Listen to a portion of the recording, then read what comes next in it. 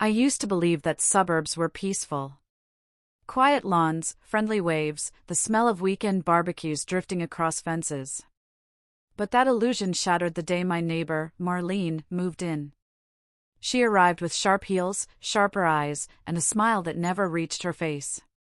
From the moment she saw my kids, 4-year-old Kelvin and 6-year-old Mira, she seemed bothered. The first complaint came 2 days after she unpacked. She knocked on my door at 7 a.m., wearing a silk robe and a frown deep enough to swallow the sun. "Your kids," she said. "They were screaming." "They were playing," I corrected gently. "Same thing," she snapped. I tried to brush it off. Kids make noise. Neighbors adjust. But she didn't. She watched us constantly. Every time my kids stepped outside, her blinds twitched. When Kelvin dropped a toy, she glared over the fence. When Mira laughed too loudly, Marline sighed dramatically like she was suffering. Still, I stayed patient. I had moved here for peace, and I refused to lose it over a neighbor with a bad attitude. But patience only works when both sides want peace. And Marline? She wanted control. I just didn't know how far she was willing to go. The second complaint came during dinner. A crisp envelope slid under my door like a snake. When I opened it, my stomach tightened, a formal notice from the HOA. Someone had reported continued noise disturbances caused by minors on the property. I didn't need to guess who filed it. Mira watched me read the paper. "Mommy, are we in trouble?" "No, sweetheart," I said firmly. "We did nothing wrong." But the complaint wasn't just petty. It was strategic. The HOA in our neighborhood loved rules the way gardeners loved planting, obsessively. And a disturbance report meant one thing: Marline was trying to build a case. The next morning, I tried to speak to her calmly. I walked up to her yard where she was adjusting her outdoor cameras, 3 of them now, all pointed directly at my house. "Marline," I called, "we need to talk." She didn't turn around. "Talk to the board," she said. "My kids play in the backyard. That's normal." She finally faced me, eyes icy. "Normal? They run. They shout. They drop toys. This is a neighborhood, not a playground." "They're 4 and 6, I reminded her. "And I don't care," she replied. That was the moment I realized this wasn't annoyance. This was hostility. 3 days later, the HOA emailed me requesting a noise review meeting. My hands shook as I read it. A review? For my children, being children? My frustration simmered, but my fear simmered harder. HOA boards had power, fines, restrictions, even mediation hearings. And Marline was clearly determined. That night, I watched my kids play in the living room. Kelvin built tiny towers with blocks.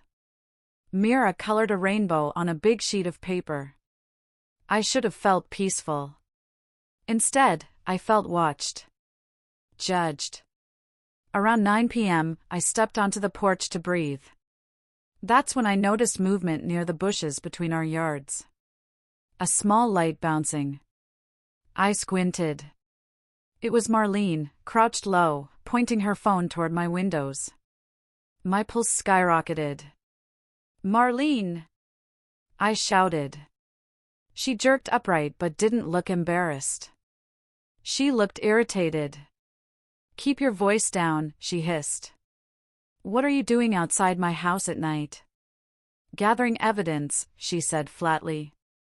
"If you can't discipline your kids, someone has to." I felt heat rise in my face. "You're harassing us." "I'm documenting a problem." She turned and walked away, phone still recording. That was when the fear turned into resolve.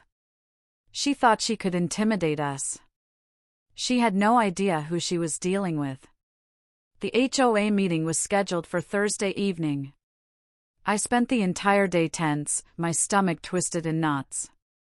I gathered videos of my kids' normal playtime, recordings of the quiet evenings, screenshots of times we weren't even home when she claimed disturbances. But deep down, I knew the board often sided with whoever complained more loudly, and Marline complained like it was a sport. When I walked into the clubhouse, she was already there. Perfect posture. Polished smile. A folder stacked with documents that looked thick enough to be a lawsuit. The board members greeted her warmly. Too warmly. She shot me a glance that said, "You're already losing." The chairwoman cleared her throat. "Avenlea, your neighbor has filed several reports about excessive noise. We'd like to hear your response." Before I could speak, Marline leaned forward. Her kids run wild. They scream at all hours. They've thrown toys over the fence. They're constantly outside unsupervised. My jaw dropped. "That's not true," I said sharply. "And I have proof." Marline scoffed. "I have recordings." That made the board shift. Recordings? My heartbeat kicked up. Because if she had recordings, then I needed to know exactly what she thought she caught. Or what she was hiding. The board asked us both to submit our evidence at the next session. I left the meeting shaken but determined. She had just escalated the situation to a level I hadn't expected. Recordings meant she was using those cameras, those creepily positioned cameras, to monitor us constantly. Report or not, that was a violation of privacy. That night, after putting the kids to bed, I sat outside on my porch, staring at those cameras glowing in the darkness like little mechanical eyes. I wondered what she truly captured. Or worse, what she hadn't told the board. Around 2 a.m., I woke suddenly. A faint noise drifted through the house, a metallic click, then a soft scraping, then footsteps. Not inside. Outside. Near the fence. My skin prickled. I stood up quietly and moved to the window. There she was. Marline. At 2 in the morning. Walking through her yard in a black hoodie, flashlight in hand. Not checking her house. Not walking her dog. She was kneeling by my fence, fiddling with something on the ground. Then she bent lower. And that's when her own camera caught her square in its view, doing something she absolutely wouldn't want the HOA to see. A chill rushed through me. Because whatever she was doing, those recordings she bragged about, they worked both ways. I didn't sleep after that. I sat on the couch with the lights off, watching the yard through the blinds. My heart beat fast, but not from fear, this time, from clarity. Marline wasn't just annoyed by my kids. She was obsessed. And obsession makes people sloppy. In the morning, I walked outside pretending everything was normal. She was watering her plants with her usual tight, judgmental expression. But when she saw me looking at the cameras on her porch, she paused just long enough to reveal something important. She was rattled. Good. I returned inside and opened my laptop. If her cameras faced my yard, then chances were high that they also captured her little midnight visits. She couldn't edit out what they saw. And if she submitted those recordings to the board, I smiled for the first time in weeks. After packing lunches for Kelwin and Mira, I walked them to school. I hugged them a little tighter, promising myself this mess wouldn't touch them. When I returned, I stood beneath one of Marlene's cameras and waved politely.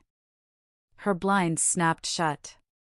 She knew exactly what I was thinking. She just didn't know how much I already knew. And tonight? I planned to know everything. By noon, I had a plan. A good one. A legal one. A safe one. I wasn't about to stoop to her level, no trespassing, no snooping. Instead, I requested access. Every homeowner had the right to request recordings submitted as evidence in any HOA dispute. And since she offered recordings, the board was obligated to provide them to both parties. I dialed the HOA office. This is Avenlea Shore, I said. I need copies of all materials submitted by my neighbor regarding the noise complaints. The woman on the phone hesitated. She submitted video files. Are you sure you want them? Yes, I said. Email is fine. When the files arrived, I opened the first one immediately, bracing myself for footage of my kids laughing or running. What I saw instead made me sit up straighter. It wasn't my kids. It was Marline. Walking across my property line. Pushing something under my deck. Dragging something near the fence. Her cameras, pointed into my yard, had captured her trespassing. Repeatedly. And then came the strangest video of all. 2:08 a.m. Marline kneeling at the fence. Using her phone flashlight to read something on the ground. My stomach twisted. What was she planting? What was she hiding? And how long had she been doing it? I couldn't breathe for a moment. The footage felt unreal, like watching the villain in a mystery movie reveal herself. She thought she was catching me. Instead, she caught herself. But the question burned in my mind. What exactly was she placing in my yard? I decided I needed to check, carefully, in daylight, with no trespassing of my own. So when the kids came home and settled with snacks, I stepped outside and walked to the fence. Slowly. Casually. I crouched where she had knelt in the video. There, hidden under a layer of leaves, was a tiny metal object. I lifted it with 2 fingers. A dog whistle. My heart stopped. We didn't own a dog. She did, a huge, restless shepherd that barked nonstop whenever triggered. And suddenly everything clicked. She wasn't complaining about noise. She was creating it. Her dogs barking. Late-night disturbances. Strange noises she reported to the HOA. It wasn't us. It was her, using a whistle to make it seem like chaos came from our yard. Why? To build a record against me? To drive us out? To make herself look like the victim? I held the whistle tighter. She wasn't just hostile. She was plotting. I rushed inside and hid the whistle in a drawer. My hands shook, not from fear this time, but from the weight of proof. Real proof. Evidence that Marline wasn't just lying, she was manufacturing every complaint. But I needed more than just one object. Something bigger. Something undeniable. So that night, after putting the kids to bed, I poured myself a cup of tea and sat in front of my laptop. I watched every second of every recording the HOA sent. And the deeper I went, the darker it got. 1:47 a.m., Marline standing at her back door, whispering to someone on the phone, pointing toward my house. 2:16 a.m., Marline tossing small pebbles toward my window, then stepping back quickly. 3:03 a.m., Marline dragging her trash bins right against our shared fence, slamming them repeatedly. Not one video showed my children making noise. Not one. Every incident came from her. Engineered. Timed. Deliberate. By the time I finished watching, dawnlight was touching the curtains. I leaned back, my heart steady now. She wanted a war. She wanted to frame us. She wanted to push us out. But she had recorded her own downfall. And tomorrow? The board would see everything. The next HOA meeting felt different. I walked in calm, collected, with a neat binder in my hands. Marline sat across the table, glossed lips tight, eyes narrowed. She expected to win easily today. She expected me to break, to apologize, to beg. But not this time. The chairwoman cleared her throat. Avenlea, you requested to present new evidence? Yes. I placed the binder on the table. This includes the videos my neighbor submitted, and what those videos actually show. Marline stiffened. They show her children disturbing the neighborhood. Let's watch, I said. I pressed play. The room went silent.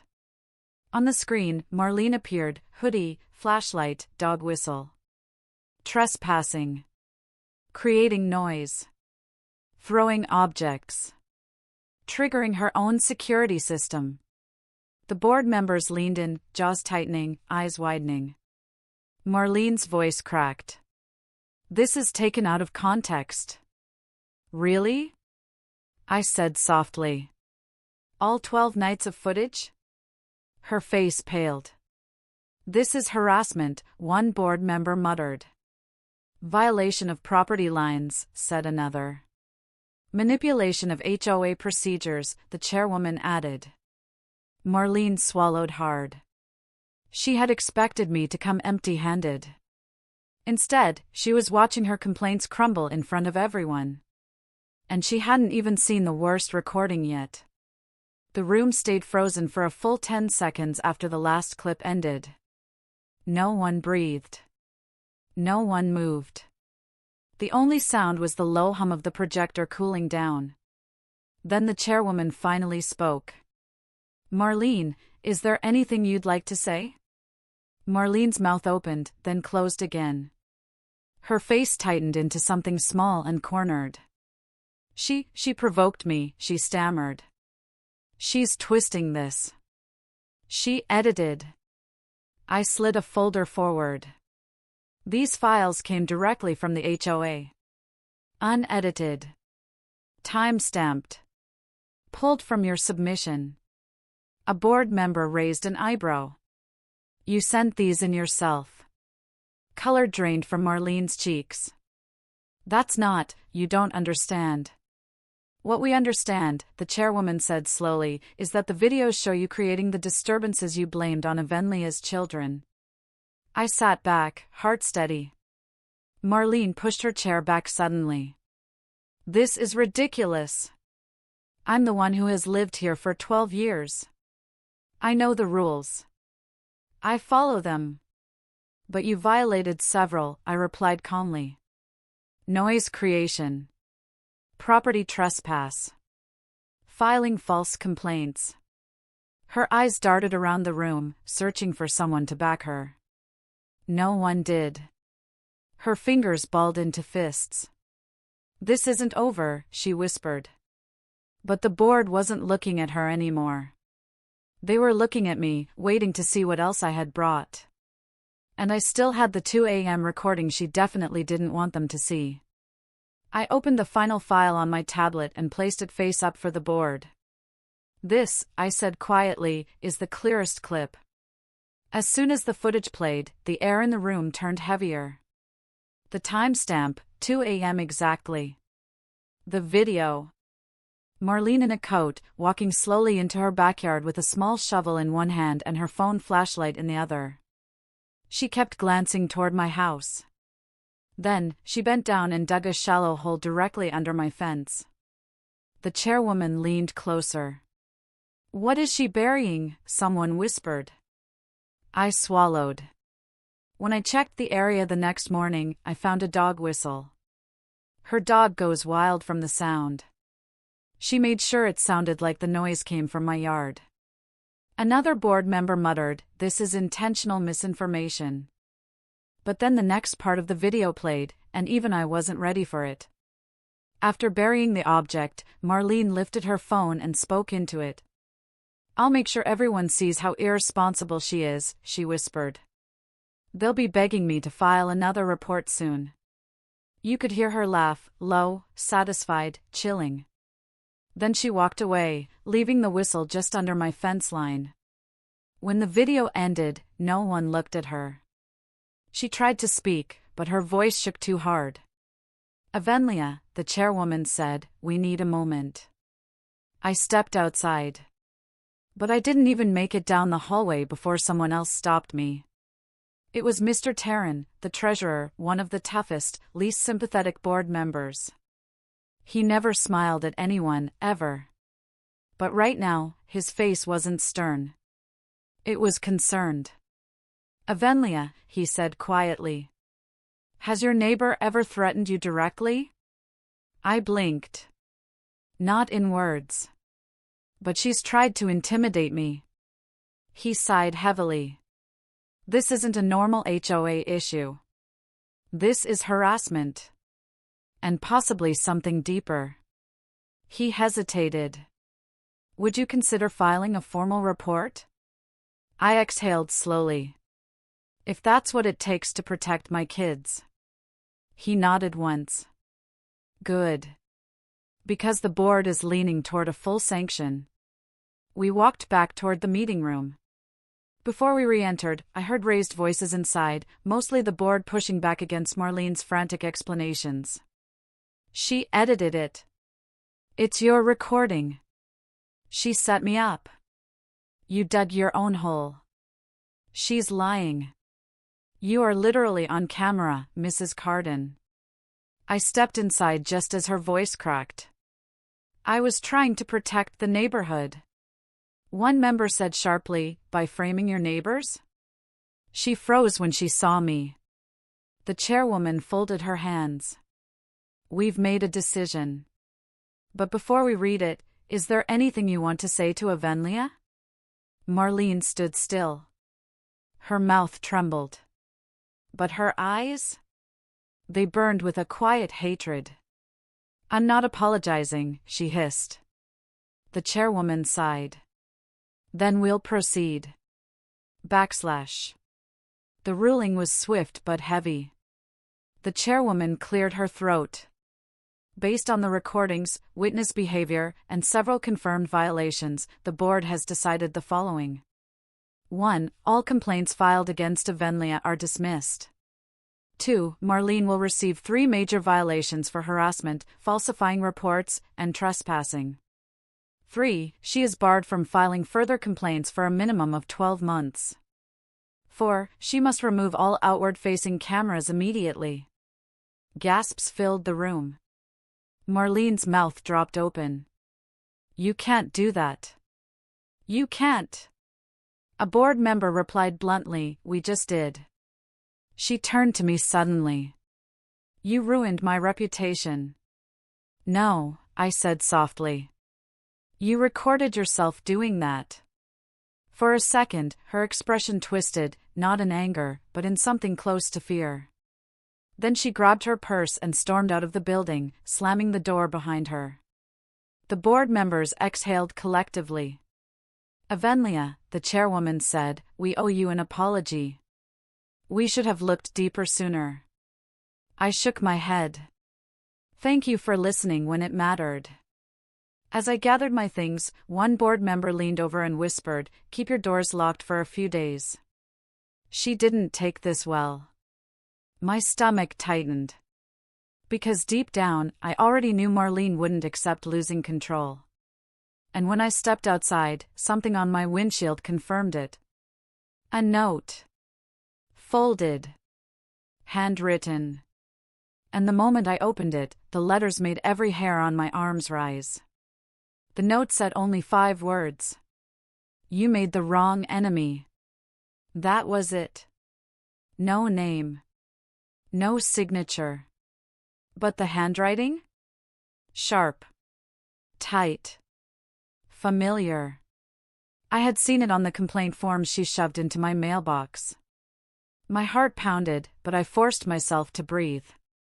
This wasn't the time to panic. Fear was exactly what she wanted. I locked my car doors and drove home slowly, scanning every yard, every parked vehicle, every shadow.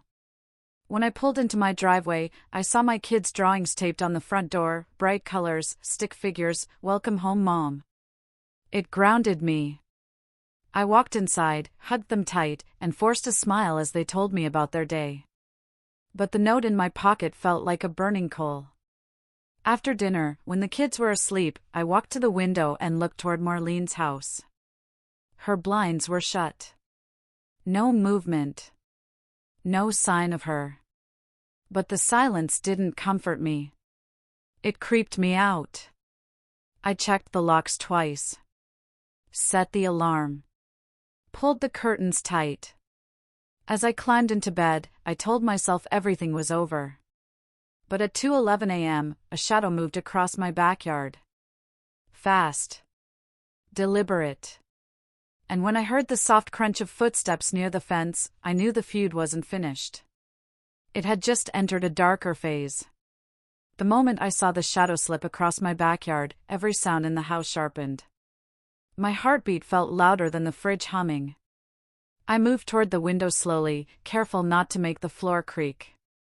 Outside, the porch light cast a soft glow over the grass, but the far corner near the fence was pitch black. Something moved again. A figure. Low. Quick. I held my breath. Suddenly, a soft metallic clink came from the fence area, the same spot where she buried the dog whistle weeks ago. That was enough. I grabbed my phone with shaking hands and dialed Milo, the only neighbor I trusted completely.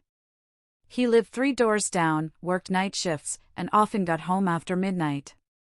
He answered immediately. Avenlea? Everything okay? There's someone in my yard, I whispered. Near the fence. I'm coming. I peeked through the blinds again. The figure had moved closer to my back porch. My stomach dropped. Then, just as I reached for the security alarm, the figure went still, turned toward my house, and stepped into a slice of moonlight. Not a burglar. Not a stranger. Marline. Her hair was pulled back, her jacket zipped to her chin, her eyes scanning my windows like she wanted to memorize every detail. Then she lifted something shiny in her hand.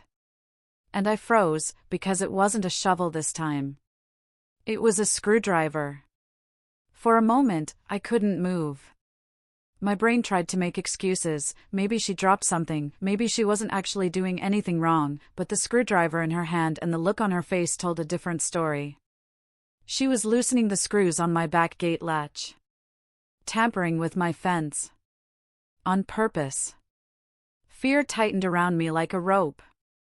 I stayed crouched by the window, one finger hovering over the alarm button on my phone. Suddenly, headlights appeared at the end of the street. Marline jerked, ducking low behind the fence panel. The lights got closer, then I recognized the car. Milo. He parked fast and jumped out, walking straight toward my yard before she realized he was there. She panicked. She dropped the screwdriver, scrambled backward, and slipped through the gap in her own fence like a frightened raccoon. Milo caught only the tail end of her escape. He reached my porch. Avenlea. It was her, wasn't it? I unlocked the door and nodded, still shaking. She was unscrewing my gate. He sighed, rubbing his forehead. You need to report this. I don't want to escalate things, I whispered. He looked at me with disbelief. She's escalating it for you. He picked up the screwdriver with a tissue and handed it to me. This is evidence. As he walked me back inside, he said something that made my blood run cold.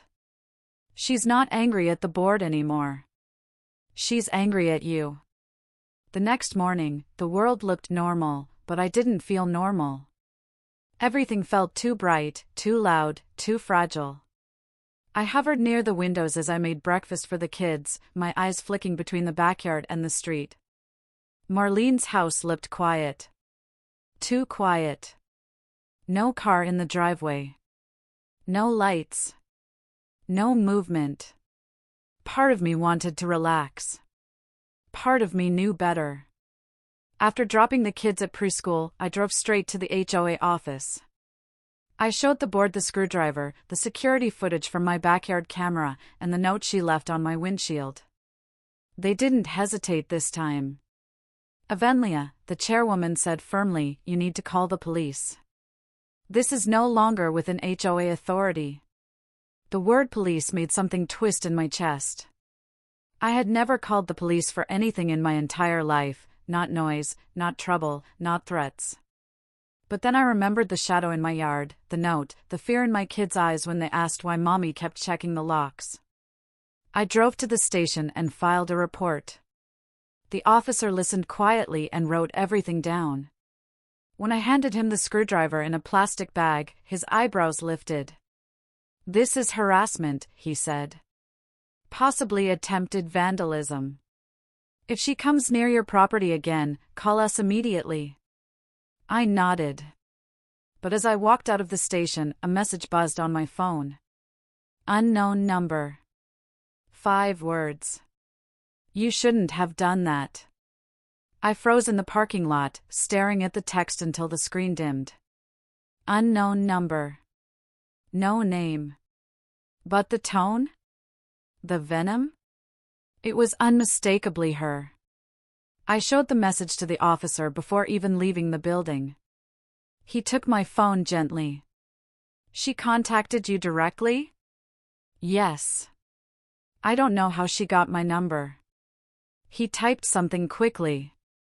"This strengthens your case. Save everything.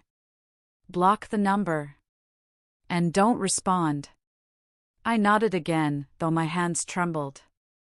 Outside, it was sunny and calm, birds hopping along the curb, a couple walking into the station, but inside me, a storm was building. When I drove home, I saw Marlene's car parked in her driveway. She was back. As I passed her house, her blinds shifted. Someone was watching. I parked in my garage, closed the door fast, and exhaled. The house felt too quiet. The kind of quiet that made you hear your own heartbeat. I checked the backyard again. Nothing. Still, the fear didn't fade. That evening, while the kids played with blocks on the living room rug, I sat at the table, going through every message, every clip, every note. I needed to stay ahead of her. Stay alert. But around 9 p.m., a loud thud hit the side of my house. I jumped to my feet. Another thud followed. Then a third, harder. It sounded like someone pounding on the siding.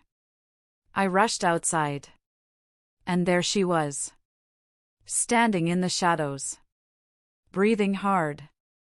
Like she had been waiting for me. Marline stepped forward slowly, the darkness swallowing half her face. "We need to talk, Avenlea," she said, her voice tight and trembling. "No," I said firmly, keeping distance. "You're not supposed to be on my property." She took another step. "You shouldn't have called the police." "I had to," I responded. "You were in my yard last night." Her eyes widened like I had accused her of something she hadn't done. "You're twisting everything." "I didn't do anything to you."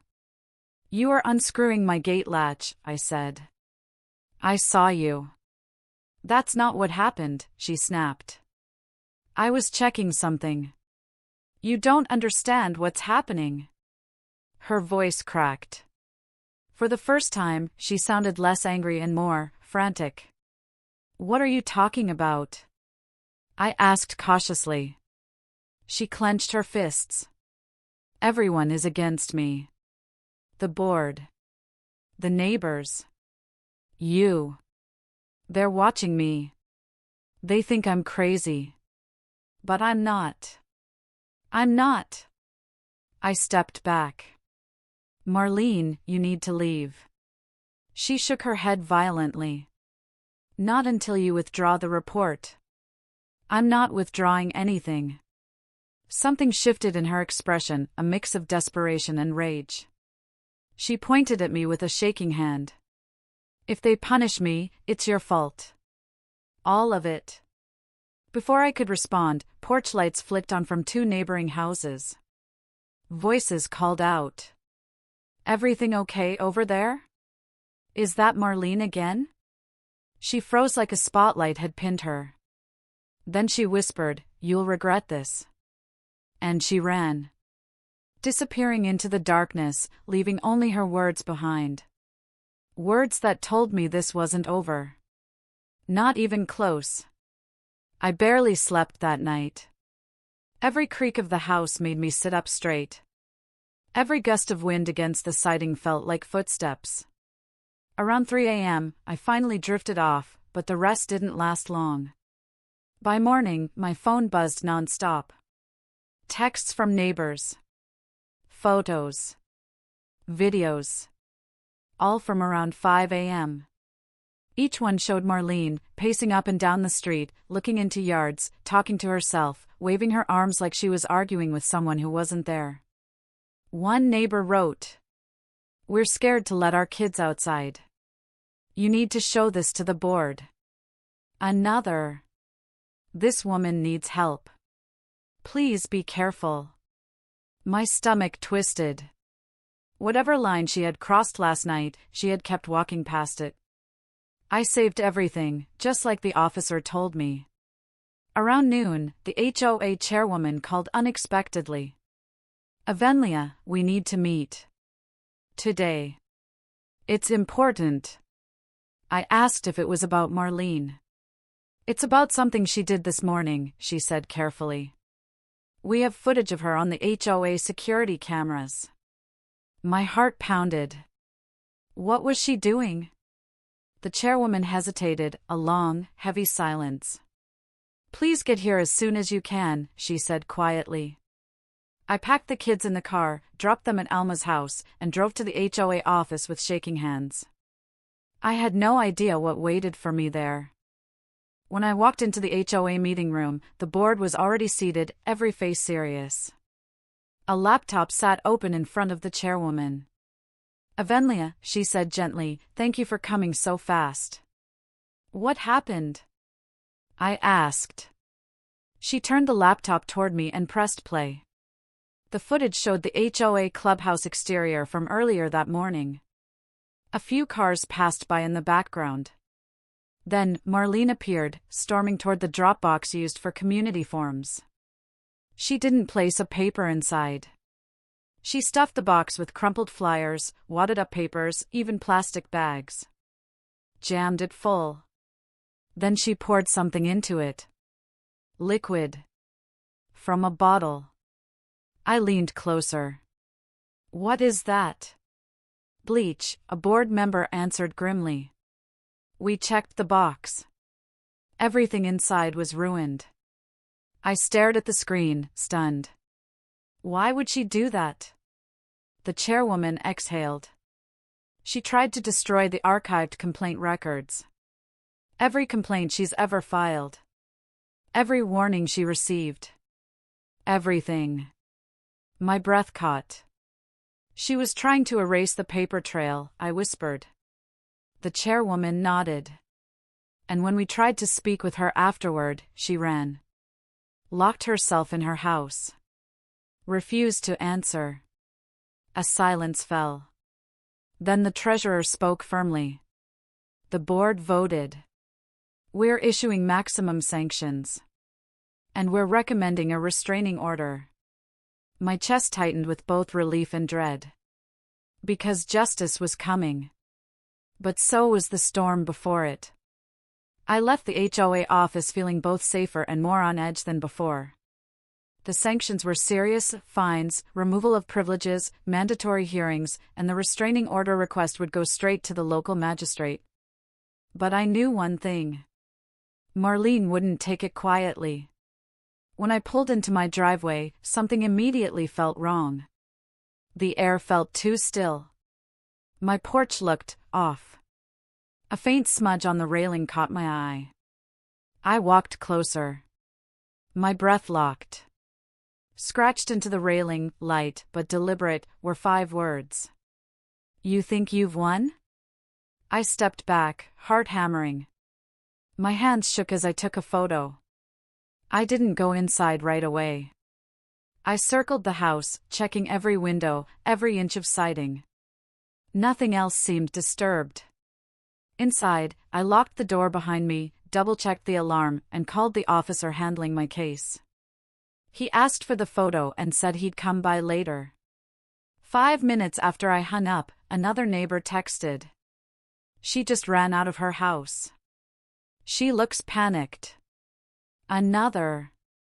"She's heading toward the street, you might want to stay inside." I peeked through the blinds. Marline was pacing in the middle of the road, clutching papers, tearing them, throwing them into the wind like confetti. She was unraveling right in front of the entire neighborhood. And suddenly, she whirled around and locked her eyes directly on my house. The moment she saw me through the blinds, she froze. Her posture stiffened, her hands still clutching shredded papers. For a heartbeat, neither of us moved. Then she started walking toward my house. Fast. I stumbled back. My pulse roared in my ears. She reached the sidewalk, then my walkway, her steps wild and uneven. I hit the alarm button on my phone. The house lights flashed. A siren blared. Marline stopped at the foot of my porch, her eyes full of something desperate and blazing. "This is your fault," she screamed. "Everyone hates me because of you." I stayed behind the locked door. "Marline, you need to leave. You ruined everything," she shouted. "My reputation. My stability. My peace. I was protecting the neighborhood." "You are hurting people," I said, voice shaking. She grabbed the porch railing. "I was keeping order." Neighbors stepped outside. Phones recording. Voices rising. "Marline, go home. Stop this. You're trespassing." She didn't stop. She took another step toward my door. And then a police cruiser turned the corner. Marline froze again, her eyes wide. The officers stepped out and approached her slowly, hands lowered but firm. "Ma'am," one said, "we need you to step back from the porch. Now." She shook her head. "She set me up. She's lying. They're all lying." The officer repeated, "Step back." Finally, her shoulders sagged. And she let go of the railing. They guided her away gently, speaking calmly, while she kept looking back at me. Not angry anymore. Just broken. The officers spoke with me for a long time after they escorted Marline away. They took photos of the scratches on my railing, wrote down witness statements from neighbors, and assured me that they would fast-track the restraining order. By the time they left, the sun was dipping low, painting the houses in warm gold. But I didn't feel warm. I felt tired. Drained. Sad in a strange way. When I picked up my kids from Alma's house, she hugged me tight. "It's over now, Avenlea," she whispered. "You're safe." I wanted to believe her. That evening, after the kids fell asleep, I stepped out onto the back porch. The air smelled like cut grass and early summer. The fence stood steady. The yard was quiet. For the first time in weeks, the silence felt peaceful. A text buzzed. It was from the HOA chairwoman. "Restraining order approved. She'll be barred from contacting you or approaching your home effective tomorrow." I exhaled deeply. Finally. The storm was passing. A week later, the neighborhood felt calmer. Kids played outside. Neighbors smiled again. The tension that once clung to the street had lifted. And one quiet morning, as I watered the flowers, Milo walked by and said, "You protected your family. And you protected our neighborhood." I looked around at the peaceful street. "Sometimes," I said softly, "the truth just needs a light." As the last droplets fell from the watering can, I realized something. Marline hadn't just been fighting me. She had been fighting her own shadows. And in the end, truth, not revenge, had brought everything to light. The feud was over. And my home finally felt like home again.